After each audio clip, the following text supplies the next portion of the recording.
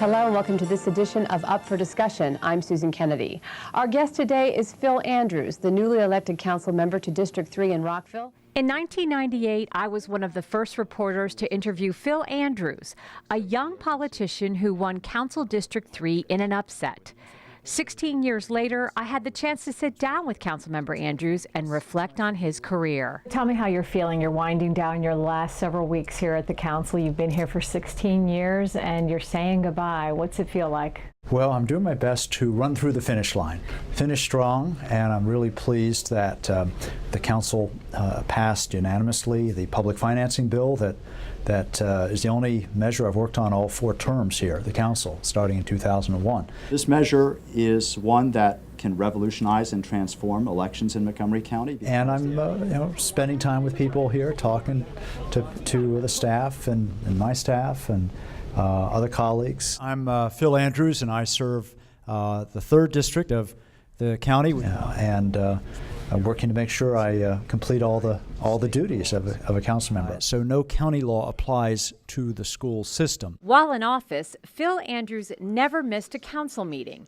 and as evidenced in his relentless support of campaign finance reform, he fought for the issues he believed could make a real difference in the lives of residents in Montgomery County.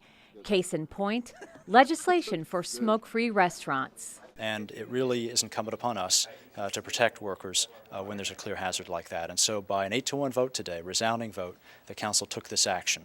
Well, that had been an issue that others had worked on as well. It wasn't until 2003, though, that we had the votes to get it passed, and I pushed that bill very hard.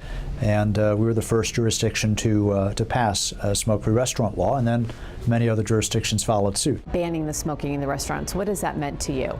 Well, it means that everyone can enjoy eating dinner, not having this smell that overcomes you, and also not having it on your clothes or in your hair. 2 other issues that Andrews says he is especially proud of are the reform of what he calls the county's broken disability retirement system and the hiring preference for people with disabilities. Whereas the program targets individuals whose main goal is competitive employment and who will benefit from an extensive period of training. Congratulations to all of you. He's also known for his support of the red light and speed camera programs. As a member of the council's Public Safety Committee, Andrews says those initiatives are both working to make Montgomery's roads safer. Well, the red light cameras and the speed cameras do work, and they do get people to slow down. We've seen a reduction in collisions where we have them. It's really important that they're well used, and that the police department, I believe, has done a good job in placing the cameras where there's a documented record of speeding or where there are many pedestrians, or both. And we all need that reminder now and then, so that it's enough of a fine to prod people to change their behavior without being punitive. Known for being a non-conformer, Andrews frequently stood alone on several issues that were mostly fiscal in nature. This is the 2nd year in a row of 6 3/4 to 9 3/4 pay raises are excessive and out of line with what other folks are getting. Though he has served 4 terms on the council, he was elected president just once. He doesn't take any of it personally. And did what I thought was right, even when it was very difficult to do so. Phil Andrews. And says as an elected official, you don't want to make promises that you can't keep. I did cast a number of votes where I was the only one against a number of labor contracts that I felt were unaffordable.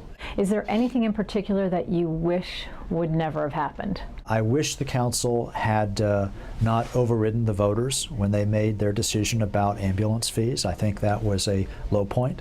Basic public safety services should be tax supported and not fee-based. And when the voters made their decision in a referendum, that should have been respected and not overridden. So that's the thing I would have most liked to have seen changed. Phil Andrews took his reputation as a fiscal steward to the campaign trail this past year, taking a shot at the job of county executive. Politics in Montgomery County shouldn't be about developers or political action committees. It should be about what matters to you. What counts are the things that you care about.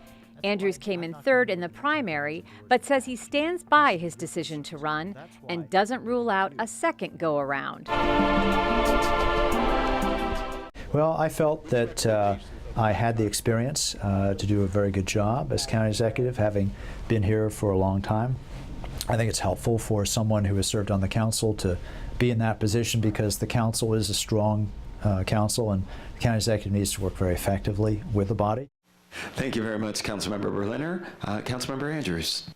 Well, thank you. And I felt that the big issues facing the county needed to be addressed at the county executive level. Our competitiveness, our labor contracts, which drive our budget, our effectiveness in Annapolis. And the county executive, I think, needs to be in the forefront of that.